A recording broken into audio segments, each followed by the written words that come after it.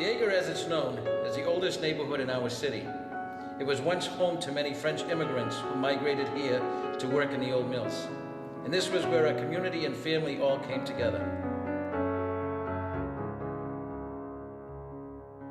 Within these walls echoes the joys and sorrows of so many of our neighbors and friends.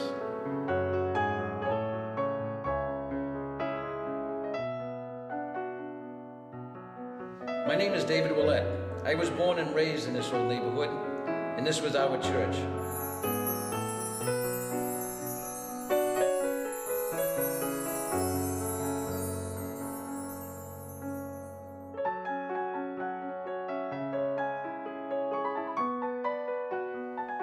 My relationship started with the church when I was baptized here in 1960.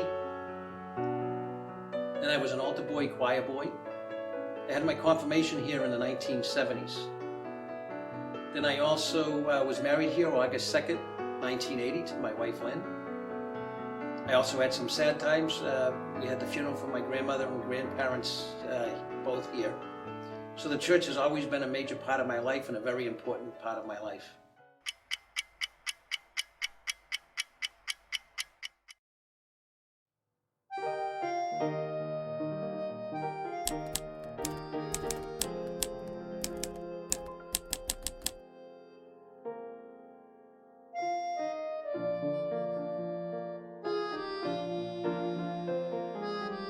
Little Canada was a subset, if you will, of the Acre.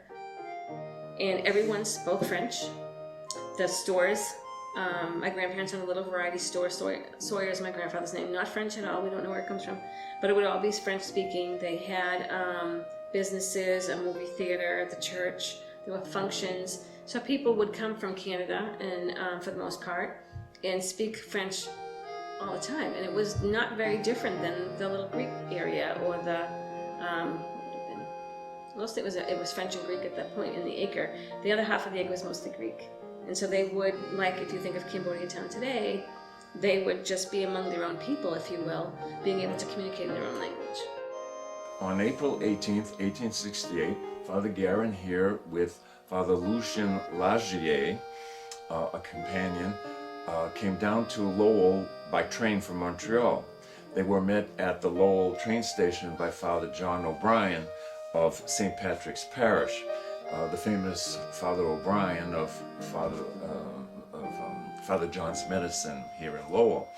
And so Father John was not able to speak French, so he could not minister, he could not say Mass, he could not hear the confessions of the French Canadians. So that's why he had invited the missionary oblates to come to Lowell. Father Garin was a missionary oblate priest who came over from France to Canada in 1844. Father Garin was born in a small town called Coté Saint-André in France, which was within a stone's throw of the shrine of Our Lady of the Willow, or Notre-Dame de Louisier, as we say. Father Andre's parents were very, very devout Catholics, and so his mother brought him to the shrine there, which was staffed by missionary oblates. Brought him to the shrine where she dedicated him to the Virgin Mary. That's why he received the name at his baptism, André-Marie Garin. On November 1st, 1868, was named superior of the missionary oblates in Lowell, Massachusetts. And that meant that he was able to govern the presence of the oblates in the name of the Provincial of Montreal. St. Joseph's Church here downtown, even with the balconies that could fit 2,000 people, was too small. With his architects, he built what the people of Lowell came to be known as his masterpiece, the great, majestic St. Jean-Baptiste Church. He never saw it finished. It was in December, maybe January, that Dr. Chambray, the Episcopal priest of St. Anne's Church, came to visit Father Garin. And what was interesting is that Father Garin always had a humor side to him, you know, and so as Dr. Chambray, because in those days the Anglican minister, the Episcopal minister or pastor was known as a doctor. So Dr. Chambray walked into Father Garin's room at the rectory, and Father Garin, in his typical humorous side, says, "Oh, Dr. Chambray, are you coming to hear my confession?" And he said, "Well, if you will, whenever you would like." And so that was kind of interesting. And so anyway, they had a wonderful conversation together. And he says, Father Garin says, if I need confession, I'll ask for you again. So he kept his promise, because on February 14th, Dr. Chambray, Father Chambray, came to St. John's Hospital to see Father Garin, who was on his deathbed. And so, interestingly enough, even though he's on his deathbed, he comes out with a statement like, "Dr. Chambray, you're here to hear my confession, eh?" And when I was preparing this, I said to myself, that's who he was, because that's what you say in Canada. That's a Canadian expression, whether English or French. You coming to hear my confession, eh? You know? And so they had a good laugh about it, and a wonderful, wonderful visit. Father Guillard arrived, and so he met his Oblate confreres, and they were kneeling at Father Garin's bedside with the nuns. And then at about 7:35, someone rang the bell for the Angelus, for a morning prayer that the nuns would recite at that particular moment. And at 7:35 a.m. on Saturday, February 16th, 124 years ago this day, Father Garin kissed his oblate cross, a little bigger one than the one I'm wearing, kissed his oblate cross and fell into the arms of his Savior. That's the kind of man he was. And so, did the people of Lowell forget him? No. They decided to erect a monument to his honor, which was finally erected on October 22nd, 1895. And this is a replica of that monument. And what it is he, in his left hand, he has, you see some paperwork. You have the design of the original church, not the one that was replaced in 1916, but the original church of 1895. And his right hand is pointing to the lot. This is where my church is going to be built. And so this monument to Father Garin, 20,000 people lined Merrimack Street, the side streets, Decatur Avenue, all around the area. 20,000 people gathered for the unveiling of the statue that is still there to this day.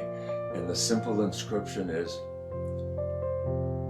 "He went about doing good," erected by the people of Lowell.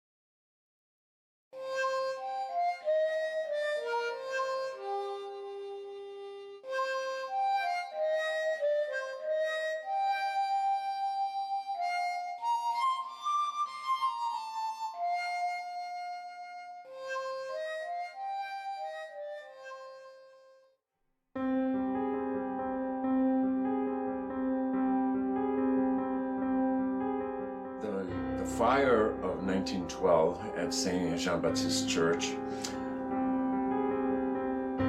was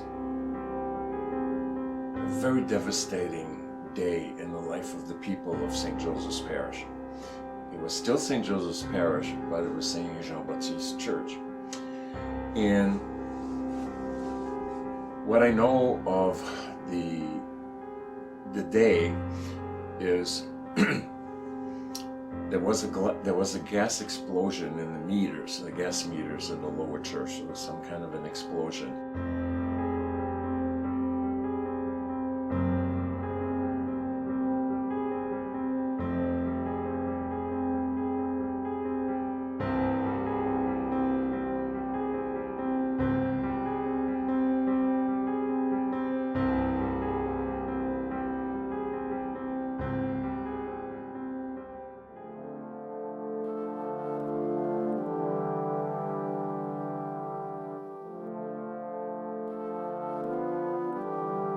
What I know about that day was something that was revealed to me by a very dear friend of mine. Her name was Blanche Larman. Blanche Larman was a very devout Catholic, very French Canadian. In fact, she spoke French almost all the time. And she befriended me when I was a young brother there at St. Jean-Baptiste in the 1970s. And so one day we were talking about that, and she said to me, she says, you know, I could see the fire. She was an orphan. She was an orphan at Franco-American School on Pawtucket Street at that time. But she recalls people telling her that the boys from St. Joseph's High School and the Maris brothers were all in the windows at the school, looking out the windows, and people on the street were gathering to see their church in flames. You couldn't hear a pin drop. People were very, very respectful. People were very sad to see their magnificent church being destroyed.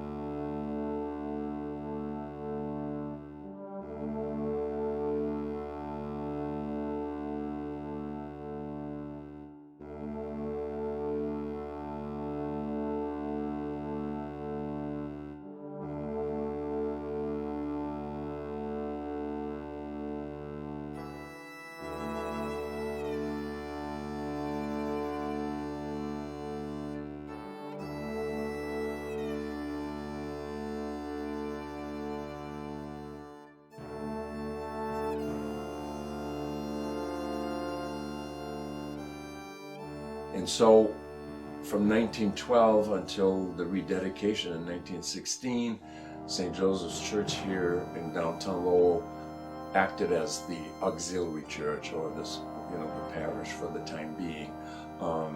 I don't believe St. Joseph's Hall was built at the time. However, it was a moment in the history of the parish that will not be forgotten for quite a long time.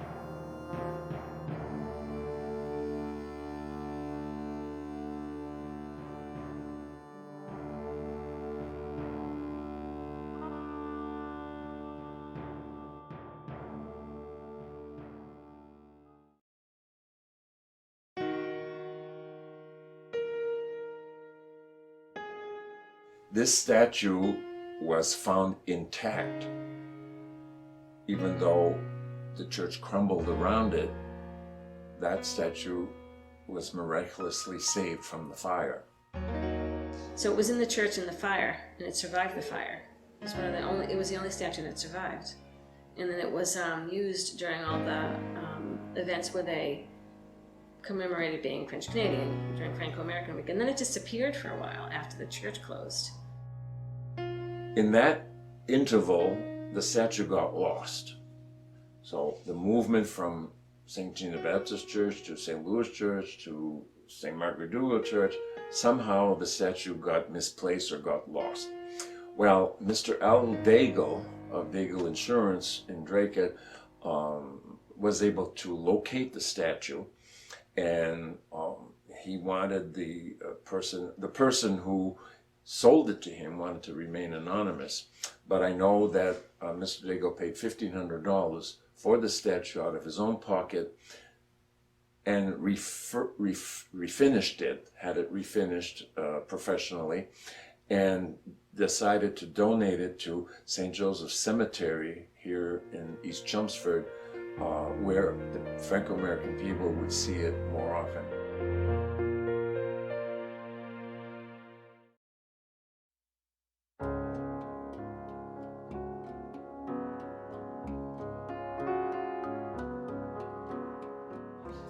Wait to see up here.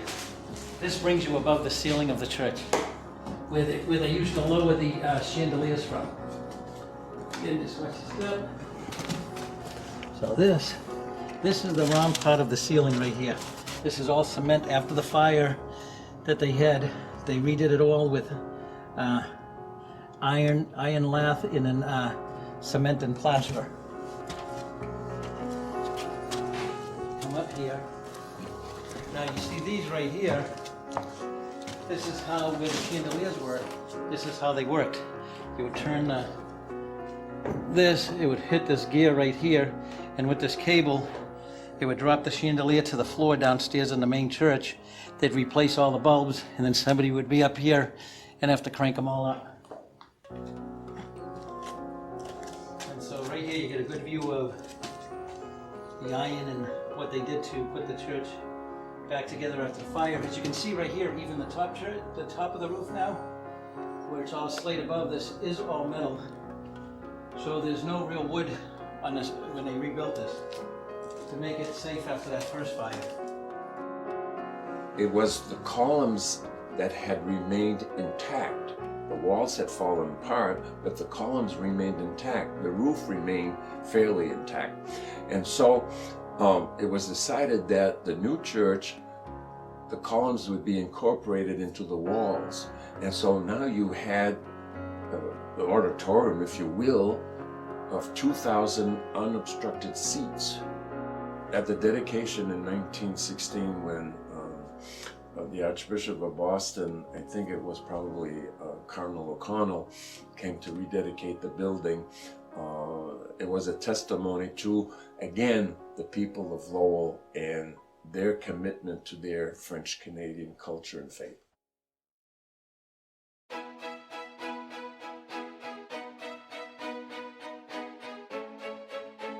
Well, I was born in that parish. I was also baptized. I did all my sacraments in that parish. My grandparents were in the parish, and my grandmother got married there in 1905. And my mother and father got married there. They had 4 children. All 4 of us went to St. Gina Baptist Parish. We all did our sacraments there. We all sang in a choir. We all went to St. Joseph's School, which was affiliated with the church. And all of our life really evolved around St. Gina Baptist Church, because all of the important things in our lives, meaning the religious part of it, came through St. Gina Baptist Parish. We had priests who were really friendly with us, very nice priests, and it was just a good, comfortable feeling to be in that parish. It made you feel like everybody was family. And so they got married. My grandparents got married in the church. My parents got married in the church. My siblings did. I was born, baptized, did all my sacraments in the church. It's the big French community, French-Canadian community. And we all at one point lived in the small part of Little Canada. And, the church was in our neighborhood. That's where you went to church. Both my mom and dad got married there. My brother was married in there. We were baptized, First Communion, Confirmation. Some of the memories are that my aunt, Sister Colette, Sister St. Colette, later to become Sister Blanche Coté, was the music director for the church and for the school. So we had a lot of opportunities to sing in church in the choir upstairs in the 3rd loft, and downstairs for special occasions like the month of Mary, which was the month of May, and the month of the Rosary, which was the month of November. So those were really special memories, because it was our aunt doing the music, And we had the opportunity, which my entire family loved to sing anyway, so we all had the opportunity to sing there. You know, we'd go up and sing in the choir loft when I was in choir.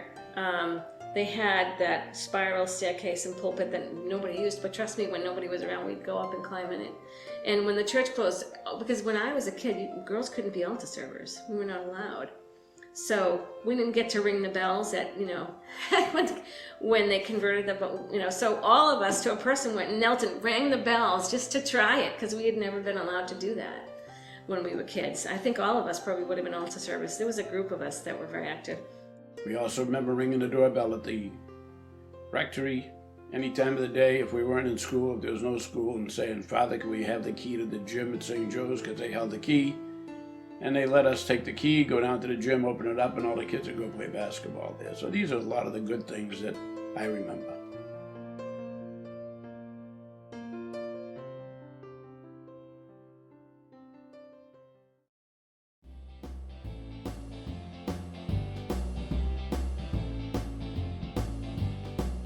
I guess we didn't have choir in the summer, and so one day I was going to go with my sister to 4 o'clock on Sunday.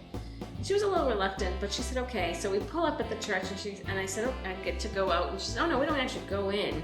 You go in and get the bulletin in the holder and come right back out. And I said, what? And she said, yeah, that's what we do. We get the bulletin and we go to Friendly's and we have ice cream and then we go back home. So it became like a running joke of 4 o'clock mass at Friendly's, because that's what she did. She didn't actually go to church. She'd just go get the bulletin for proof that she had gone, and then she'd go get ice cream.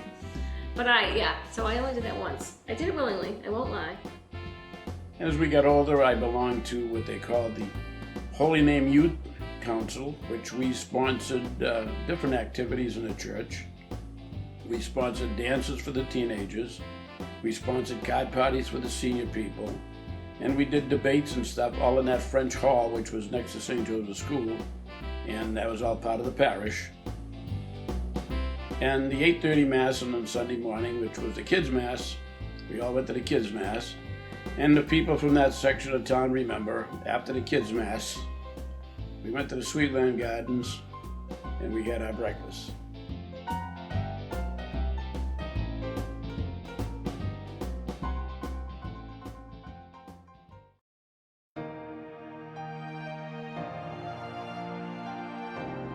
Well, at that time, there was a lot of priests in the parish. So the Mass were like very active with a lot of priests. There wasn't just one priest, there was probably 3 on the altar. And the music was fantastic. The lighting was amazing. It was just a beautiful church, and it was just a solemn ceremony. It wasn't like, you know, the sound system was fantastic, so you could always hear the sermons, and they kind of stood up on a high, how would I say that? Their pulpit where they spoke from was really raised up high with a little like a cover over it. And they could be seen in the entire church when they did their sermons. And I just remember that it was a time when everybody went to church, so the place was full. It was a big church, full of people, and everybody knew each other, so after church there was a lot of people congregating on the sidewalk, talking, or going to the little drugstore next door to get an ice cream or something, but there was really a community spirit when we went to Mass. I mean, it was such an integral part of my life. I mean, I sang in the choir from the 7th grade for probably 5 or 6 years, so every Sunday we'd go to church for a half an hour before to practice and a half an hour after. And then, so I just remember getting there, and then you go up to the second floor, which is where the main church was, putting on your choir robes, and you were all with your friends, and then, you know, singing at Mass. So that's like one long memory. And then the high masses that we would have, we performed for French TV. From France came over and filmed us. That was a big deal. Going, of course, with my parents to midnight Mass at the church, and if you didn't get there early enough, the church filled up pretty fast. So I remember being up in the balcony and just crowds of people all around, and I was quite small. Croisade in French, which is actually translated into Crusaders, which was an organization that we marched in processions, and we marched from the church to the Franco-American orphanage, and special days we were all adorned in white, and it was pretty cool. It was pretty nice. I also went to the elementary school and high school, so graduation, confirmation, you walked down the aisle of the church, and it was a mosaic pattern, and you were taught to step on the next pattern, next piece in the pattern. That was sort of how they made you march down. So that, I have pieces, I took them out of the church when it closed. But that kind of thing. But it's not any one memory in particular, it's a lifetime of memories, because it was so integrated into our family. The other times were holidays and how they decorated the church and how beautiful it was compared to a cathedral. That's how beautiful that church was at the holidays, and always actually. It was a treasure to walk in there and have the place all lit up and just knowing everyone around you, and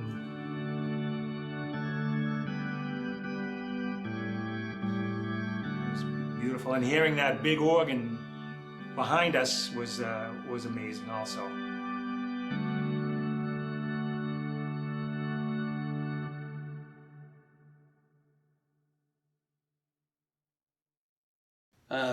Father Morissette, more lovingly known as Father Spake, was a priest here for quite a few years. He was a priest of the people.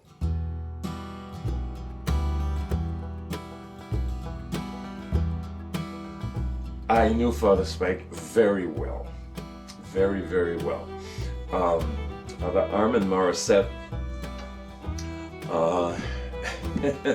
was a great man. Very, very well loved.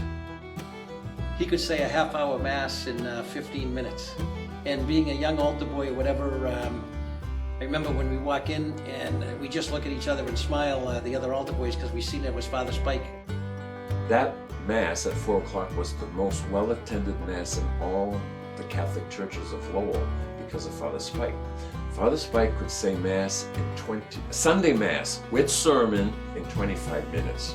Said a few words and bada bing, bada boom, it was done and over with. And my dad looked at me and smiled and says, geez, Father Spike did it again. We're in and out of mass. It was Father Spike and it was Father Leone, who were the easy two guys to go to confession to.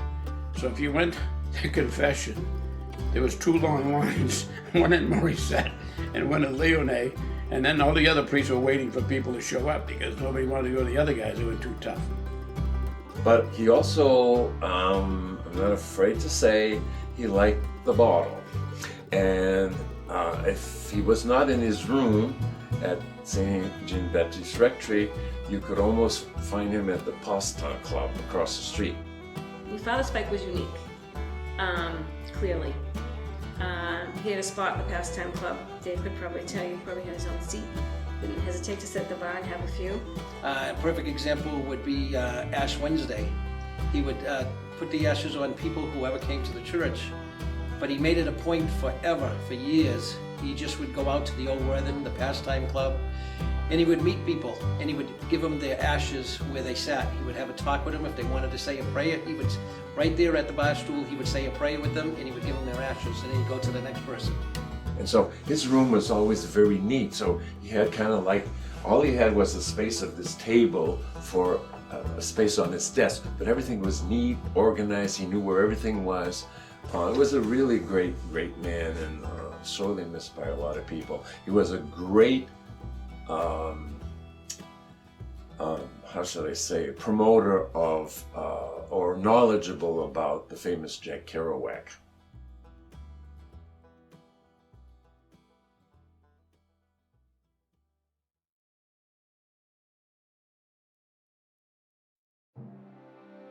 Father Spike went to everybody's wedding.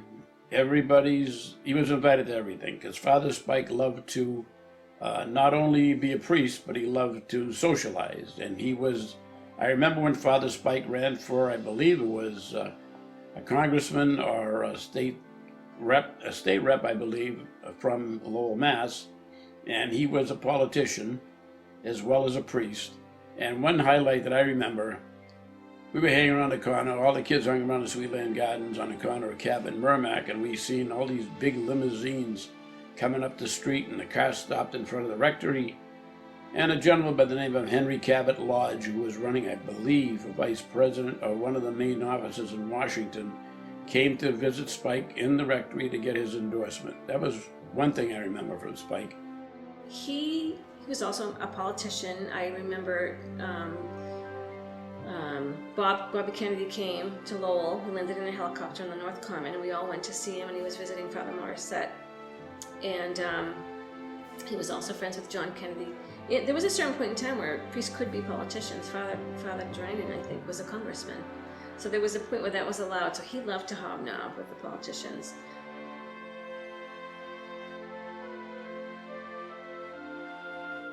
He also did one more thing I remember. He sponsored French students that came from France to go to the University of, was Lowell Tech then. He sponsored them, got them into homes in the Canadian neighborhoods so that they could stay in a home and go to school. And he was also the chaplain to the French Navy. So these are some of the things I remember about Father Spike. He wore many hats that we have in our museum in the next room there.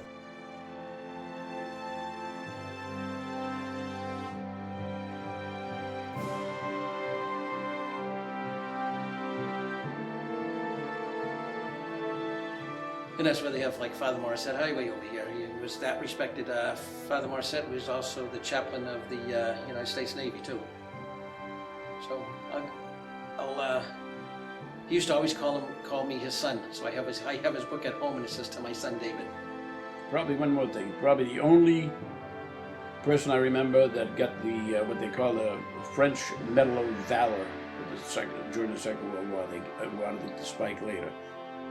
He was losing his hearing, and we had a system at the rectory where we would either call the intercom, Father Morissette, or they had bells, like too long, too short, whatever it was, and he would always just come out no matter whose bells it was, just to make sure it wasn't for him. Then when he got older, he got jumped out here one night. Some kids jumped him and they beat him over the head. He was in the hospital for a little bit, and then after that, like when he'd stop by the club, he still liked to socialize with everybody, but he couldn't have the drinks, but he didn't want to say no to the drink because he wanted to have a drink with you. He felt like it was needed. And so he would get his little glass of vodka, because he was a vodka drinker, so he'd get his little glass of vodka, and then as he was talking, he'd do a little tip onto the floor. And it was because he felt like he couldn't say no because he was unsocial, but he couldn't drink it anymore after having it being beat up by those kids. It completely changed him. He wasn't the person that he was anymore. So sometimes he'd have 2 to 3 drinks, and we all just expected when he left, we just go grab them up. Little antiseptic for the floor never hurt. But yeah, that was his last year of his life, and because that did take a huge toll on him. And people would say, yeah, he's just throwing it on the floor, and it says it's not so much that he's throwing it on the floor, it's his way of being social. He feels like he needs to have it. He doesn't want to say no.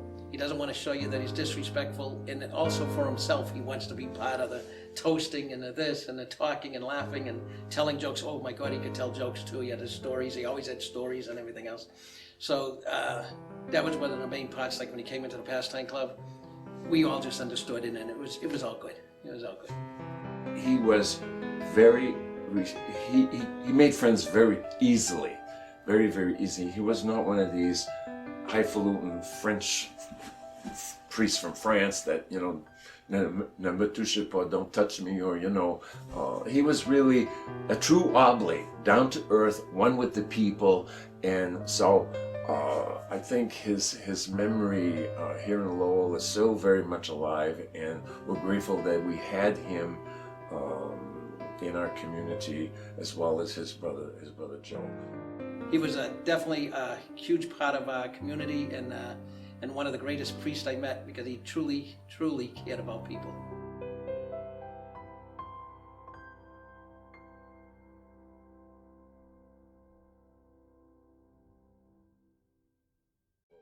Notre Dame de Lourdes, Saint Jeanne d'Arc, Saint Marie in South Lowell, Sacred Heart, Immaculate Conception. 4 of those 5 parishes have been closed because of demographic change and because people are not coming to church.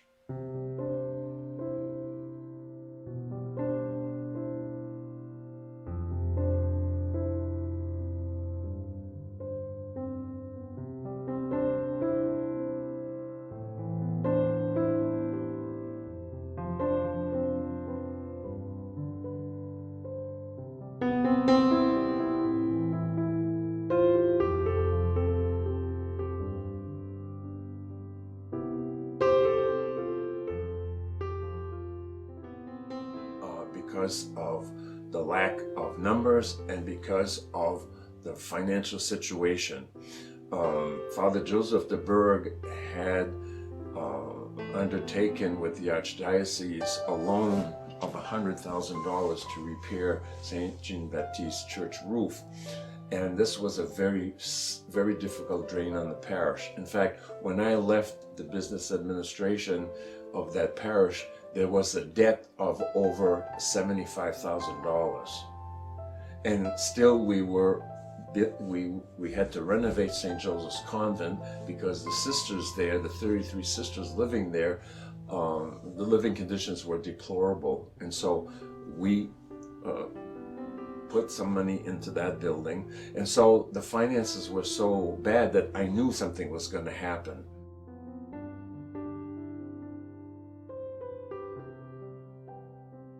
Attendance went down. We had 4 masses on Saturday night, 4, 5, 6, and 7.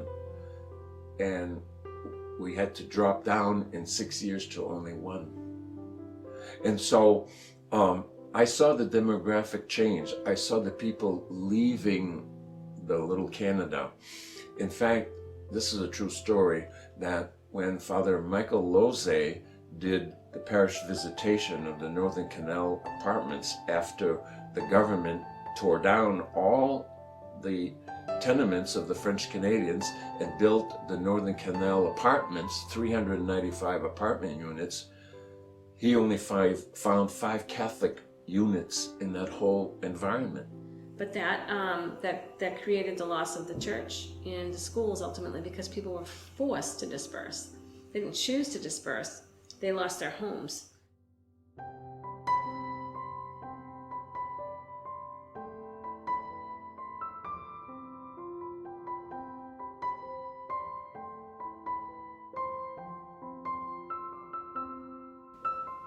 No, the 125th anniversary, the Cardinal at the time was Cardinal Law, and he asked everyone to stand for different sacraments.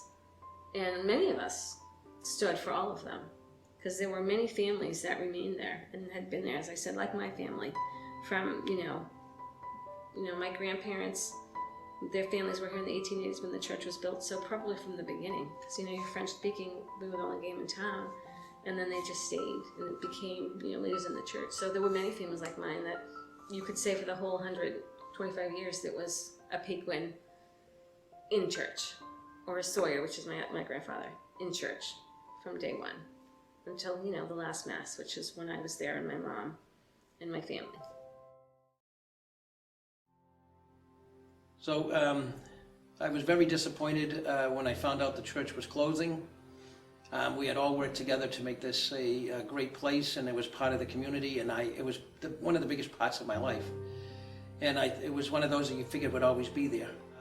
One of the main reasons was there were expenses. I mean, the building was older, so it needed a new heating system, had some other issues, but it wasn't down much. It was down maybe a few $100,000. So a group of people had come together, and we tried everything we could to save the church. But the Archdiocese was determined to close it. And checking out why, one of the main reasons was that the neighborhood had gotten dilapidated. There was issues of crime and drug dealing on the streets. But we were having these meetings to try to merge with St. Louis, and because of the constant fighting at every meeting, they basically, Archdiocese walked away from us without any agreement. So that was really unfortunate. We were financially successful at that point. We had been raising money at bingo every week and covering all our bills and having some set aside. So that was also challenging for us to accept the closure.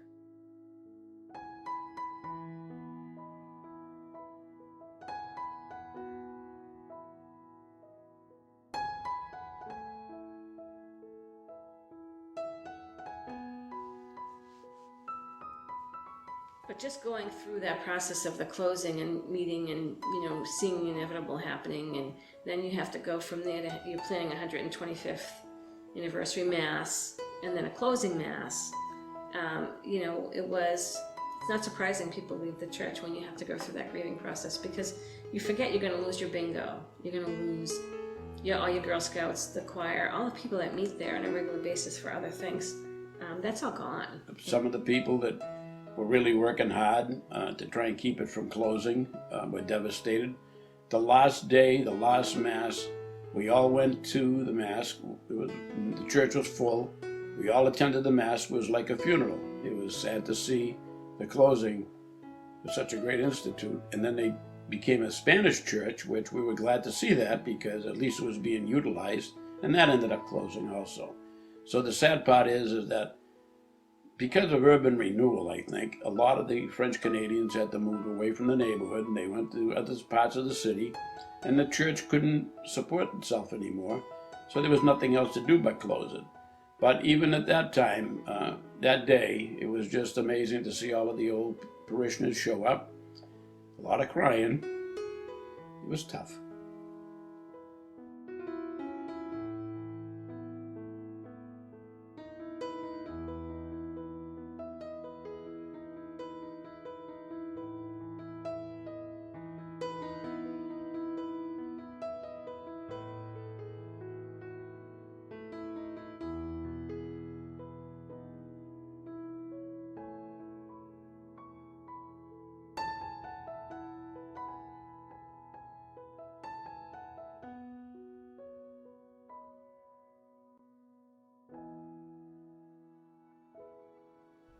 Well, I just remember that when we needed the priests, they were there.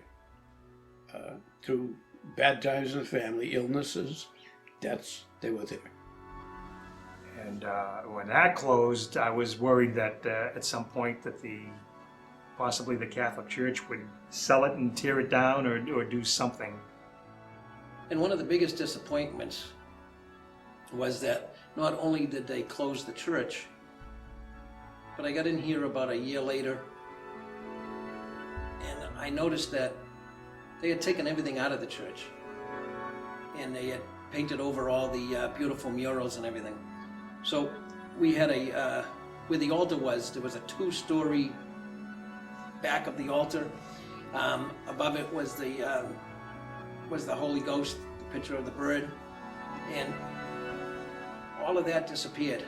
Then there's also a beautiful pulpit that the priests would talk from, and that was taken out of this building. All the stained glass, all the windows, that was all removed. And all these pieces, though, it wasn't just like they took them to desanctify, they sold the pieces.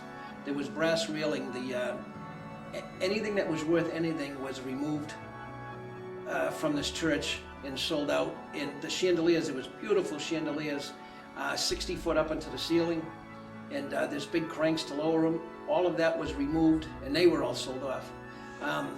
From what I understand, a lot of the parts are down in New Mexico. There's a couple of different churches there that bought the pieces of our church.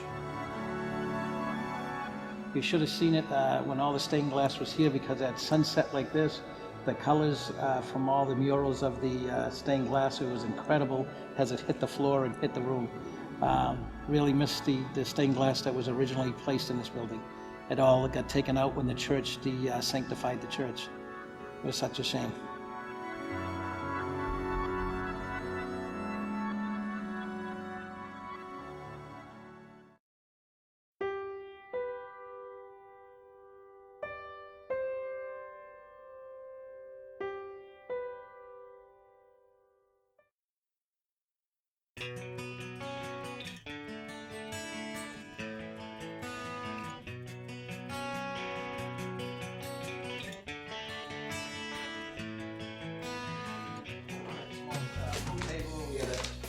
Little shuffleboard thing, one of those little air hockey games, and this used to be a hangout room for all the altar boys. There was walls back then on here.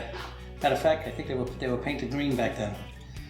And this is where we used to hang out as teenagers. It was a great spot. Yeah, he's stuck in here. Well, now, as you can see, at one time, this went out into the church right here, because this is the very front of the church.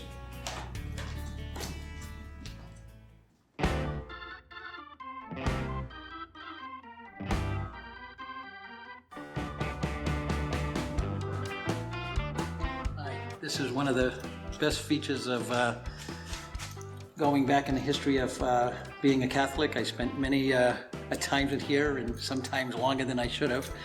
This is called a confessional. You would go in, you would close the curtain behind you. The priest would be in here, and if you come around this way, you can see he had a sliding door. So he would sit here, and when he heard you go on the other side, he would slide this back. You can go in, you want to go in, look this way. And at that point, there would be a person kneeling right here and say, "Hi, Father. My name is David, and it's been 2 months from my last confession, and I had done," and we won't get into all that. And it's two-sided, so that the priest wouldn't have to wait when he was done with one. He opened up the other sliding door, and he would talk to the other person. And he would do that quite often every Saturday morning. And when it was, the light would go on when you were inside the room. There's a light above the door, and there's also a light above where the priest would sit, so you know that there was a priest inside there ready to hear your confessions. So we actually got one. It's like trying to find an old phone booth nowadays, finding one of these old wooden confessionals. This you used to call straight upstairs to heaven. The other ones you put a quarter in, you were able to call your friends.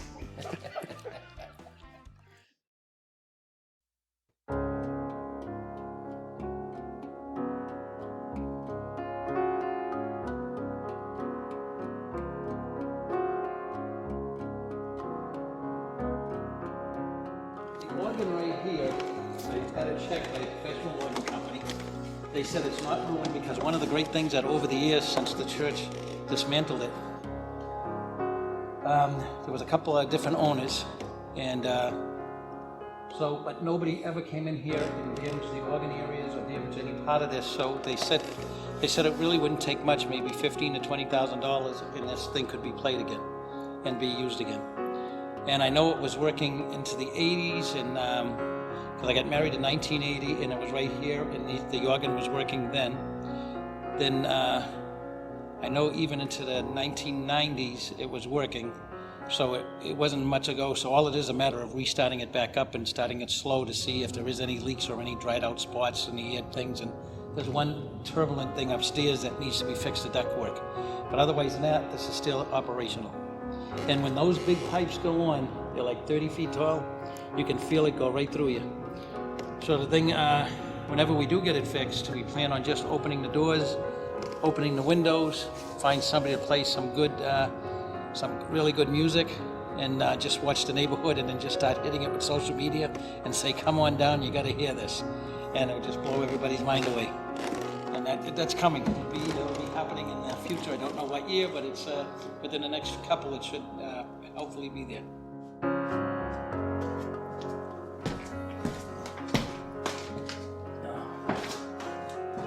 You're gonna get that beautiful stained glass right there. And if you come in at night and you set this up, the electricity in this still lights, and that whole stained glass window comes to life.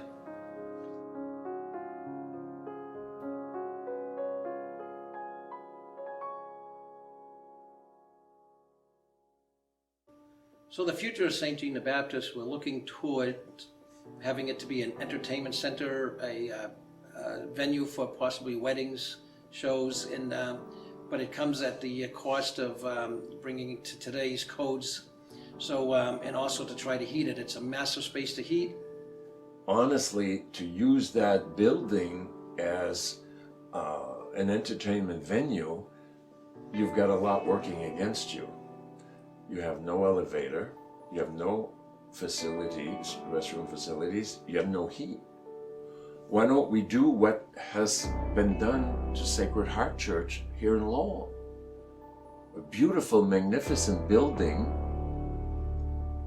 Okay, it needed a lot of renovations and so on. And look at all these beautiful apartments that are in this magnificent building, which is Sacred Heart Church, the convent, the rectory.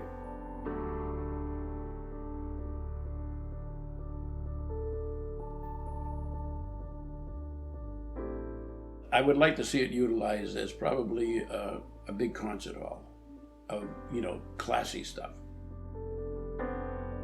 I can see the value of an entertainment venue, but again, you get things working against you, like I mentioned, not to mention the parking. If we could get a running heating system and use it as a function space, that wouldn't be my dream. Obviously, it would have been I was really excited early on. It looked like Brian was going to sell the church to another church group. They were the ones that put in the hardwood floors. I was very excited. Didn't even speak English. I didn't even know. I think they were Portuguese, but I didn't care because it's a faith community, and that would be, to me, if that could happen, that would be the best thing. We had a coalition for a better acre, 6 degrees of the acre. We had a big party here for that. We also did a beautiful New Year's Eve party. And a lot of these too, we've had live bands here and DJs. And it's just to see how the building would work and how it could accommodate different parties and different venues as we move forward on trying to make this the magnificent building back to what it should be.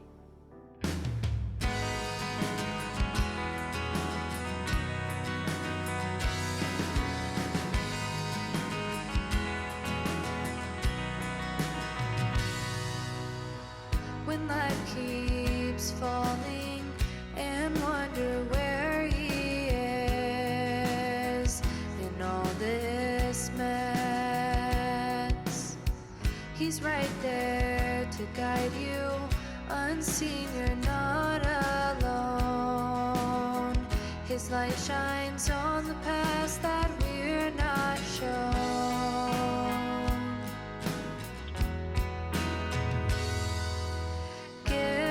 Shelter, Lord, from this storm. As it poured, you made it cure. In an overcrowded mind, the hurt, it brings us down to where we reach for him. Our God above has hands to... I couldn't wait to go inside and see what it was like to be in there again. And it's still beautiful. It still brings back so many memories. And I wish still it was open. I still wish it was a church today because I would go there. I go downtown to the shrine because it reminds me of St. John the Baptist. Just remember seeing so many parishioners every week, the same people.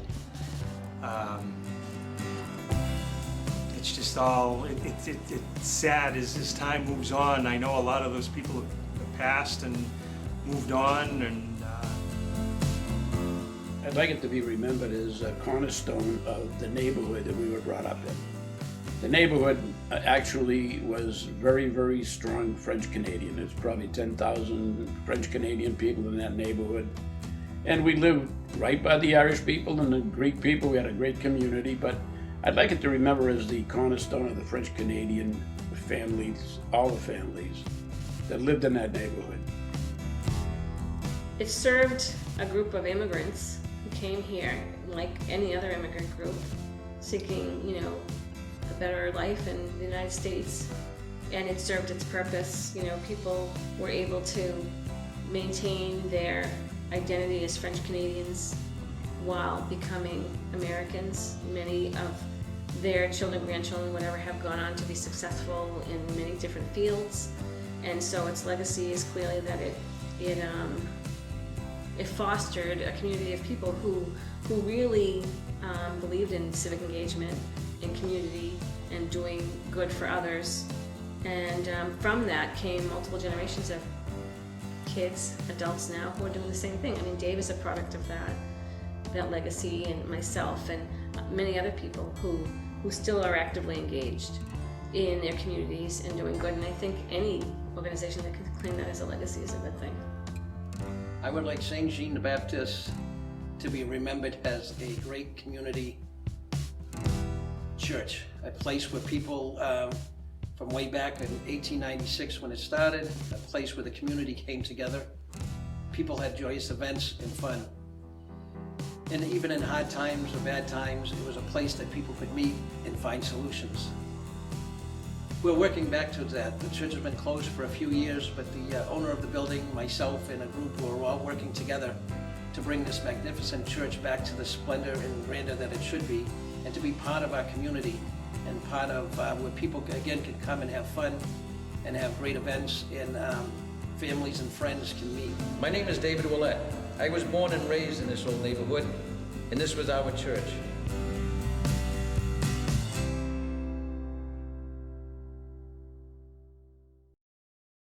I will wait forever if I have to, accept my fate and dream of ever after. Days go by, I long to hear the laughter from your lips I'll touch, and never leave you after, baby. I'm the one who loves you, and I always will, forever, always will, forever.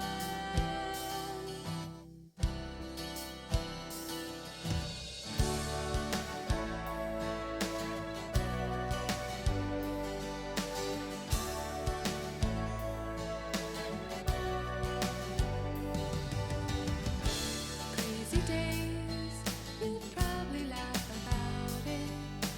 Search for ways to find a place less crowded.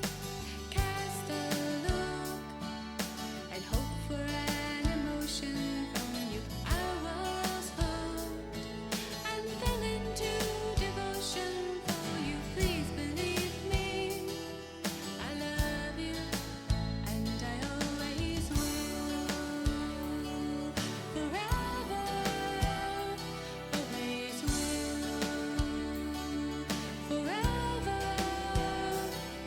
forever. The time that I was troubled, you treated me so kind. I never will forget the way you smiled. But you sailed away, leaving me alone, prisoner.